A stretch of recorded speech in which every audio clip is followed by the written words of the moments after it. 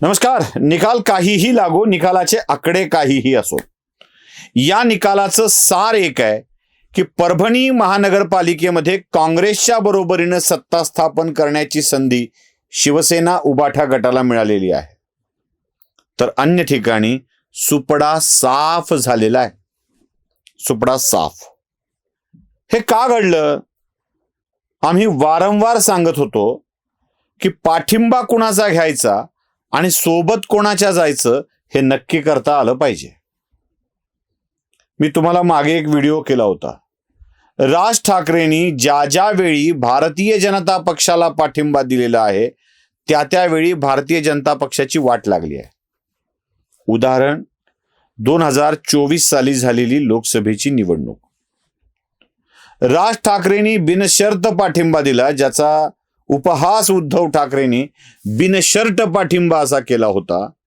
त्या राज ठाकरेंच्या पाठिंब्याने भाजपची लोकसभा निवडणुकीत धुळधाण उडाली. पुढे या राज ठाकरेंनी भूमिका बदलल्या आणि त्यांनी आपला असाच बिनशर्त पाठिंबा महाविकास आघाडीला दिला.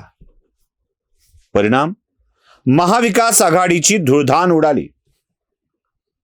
असंघाशी संघ केल्याचा फटका उद्धव ठाकरेंना इतका वेळा बसलाय तरीही उद्धव ठाकरे शहाणे व्हायला तयार नाहीत. त्यामुळं पाठिंबा कोणाचा घ्यायचा हे उद्धव ठाकरेंना स्वतःलाच कळालं पाहिजे.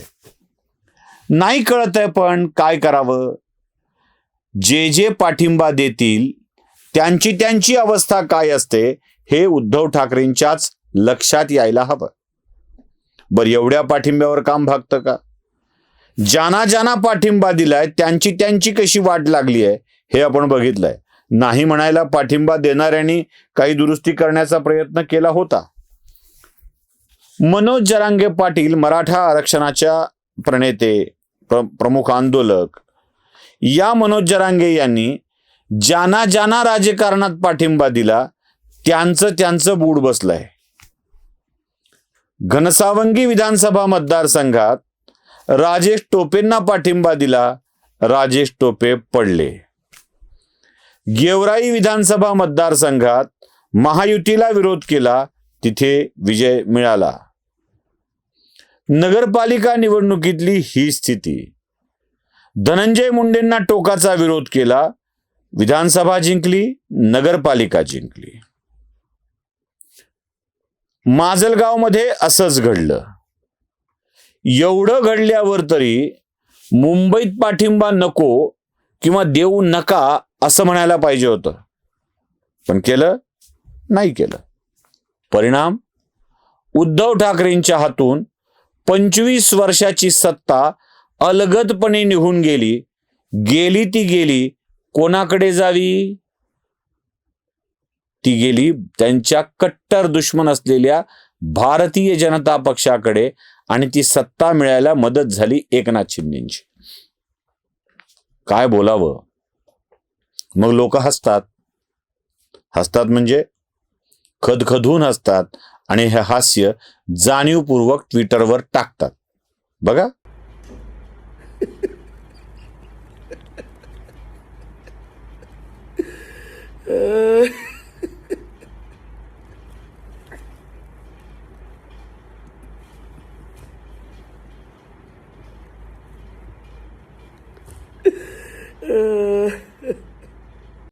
असं हास्य येईल की नाही?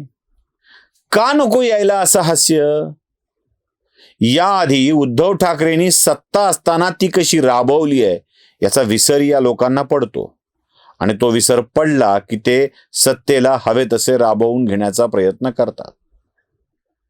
आठवतंय तुम्हाला कंगना राणावत? वाक्य बघा ना. उद्धव ठाकरे, तुझे क्या लगता है कि तूने फिल्म माफिया के साथ मिलके मेरा घर तोड़ के मुझसे बहुत बड़ा बदला लिया है?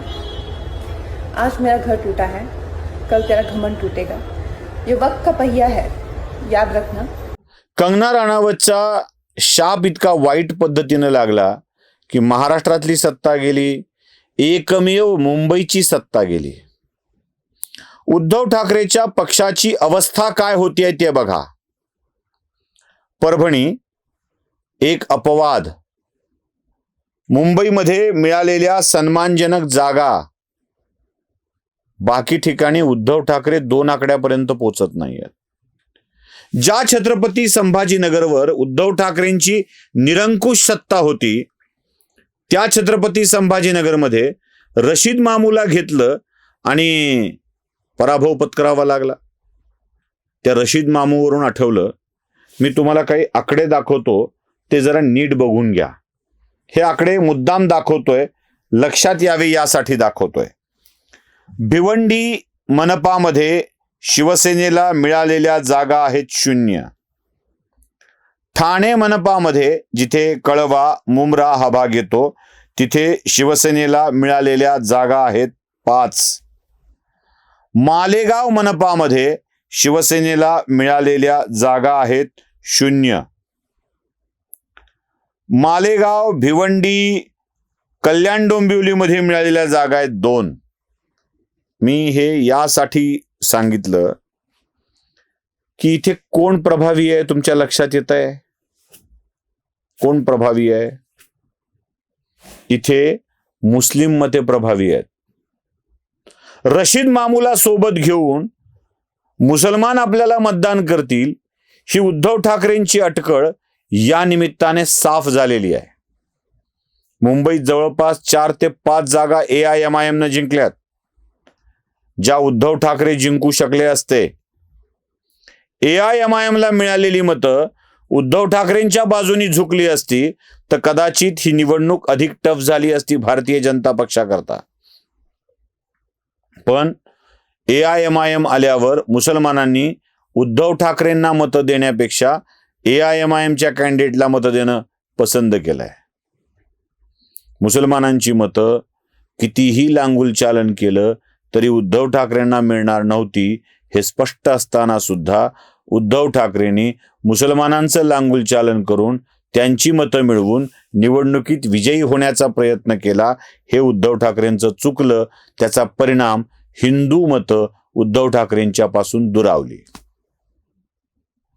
मी हे उद्धव ठाकरेंच्या बाबतीत नेहमी सांगत आलोय की उद्धव ठाकरेंनी या सगळ्या निवडणुकांच्या मध्ये असे पवित्रे घेतलेले आहेत की त्यामुळं त्यांना फटका बसलेला आहे। आता कोणाचं ऐकायचंच नाही हे ठरवलंय तर आपण काय बोलणार? म्हणजे बोलूही नाही। राज ठाकरेंच्या सोबत जाण्याचा हा निर्णय, मी आधीच म्हणालो होतो, राज ठाकरे ट्रोजन हॉर्स ठरू नयेत। आणि आता लिहून घ्या, आत्ता सांगतोय लिहून घ्या, उद्धव ठाकरेंची अवस्था शोलेतल्या असराणीसारखी होणार आहे। आधे इधर जाओ, आधे उधर जाओ, बाकी मेरे पीछे आओ, अशीच अवस्था होणार आहे। सत्ता, मनपाची सत्ता, मनपाच्या सत्तेतून मिळणारे लाभ, मी पैसे हा शब्द वापरत नाही, लाभ हा शब्द मी वापरतोय, मिळणार नसतील तर उद्धव ठाकरेंचे सैनिक उद्धव ठाकरेंच्या सोबत राहतील का? ज्यांची आस्था, प्रेम, थोडाफार संपर्क एकनाथ शिंदेच्या सोबत आहे ते एकनाथ शिंदेच्याकडे झुकतील, आणि ज्यांना सत्तेत कायम राहायचं आहे अशी माणसं भारतीय जनता पक्षाकडे झुकतील। उद्या पुन्हा बोंब मारायला मोकळे आहेत सगळे की भाजप माणसं तोडतो, भाजपला कसली भूक आहे, ही सत्तेची भूक आहे का, एवढे पुरत नाहीत का? ही वाक्य टीव्ही मीडियाच्या माणसांना बोलण्यासाठी खूप सोपी आहेत, त्यांनी बोलत राहावं। त्या बोलण्याविषयी आमचा काही आक्षेप नाही। खरं तर ही निवडणूकच मुळात टीव्ही विरुद्ध भाजप अशी झालेली होती, टीव्ही विरुद्ध शिंदे अशी झालेली होती। त्यामुळे उद्धव ठाकरेंच्या अवस्था ही शोलेतल्या असराणीसारखी होणार आहे, आणि ती लवकरच होणार आहे। कारण आधीच तर ते राज्याची सत्ता गेल्यावर एक वाक्य सारखं बोलत होते, काय माझ्या हातात, मला काय मिळणार आहे, मी काय देऊ शकणार आहे तुम्हाला, हे वाक्य सतत उद्धव ठाकरे बोलत होते। आता तर उद्धव ठाकरेंच्या हातामध्ये मुंबईची सत्ता पण असणार नाहीये। अशा वेळी उद्धव ठाकरेंच्या सोबत आलेली माणसं किती टिकतील हा प्रश्न तुम्हाला वाटत नाही का? बरं, ज्या लोकांना हिंदूंची मतं घ्यायची आहेत ते कितपत उद्धव ठाकरेंची साथ देतील? म्हणजे जे मिळालंय ते सुद्धा जाणार आहे, हे लक्षात ठेवावं लागेल. मुंबई मुंबई मुंबई करता करता संपूर्ण महाराष्ट्रातल्या शक्तिशाली पक्षाची जी वाट लावली आहे ती कशी लावली आहे. त्यामुळं नितेश राणेंचं ते विकट हास्य काही मला फार वेगळं वाटलेलं नाही आहे. मीडियावाल्यांचे पडलेले चेहरे हे सुद्धा मला काही वेगळे वाटलेले नाही आहेत. हे दर्शवत आहेत की उद्धव ठाकरे आता असराणी होणार आहेत. नमस्कार. धर्म जागृतीचा विधायक बुरुज. Headline news.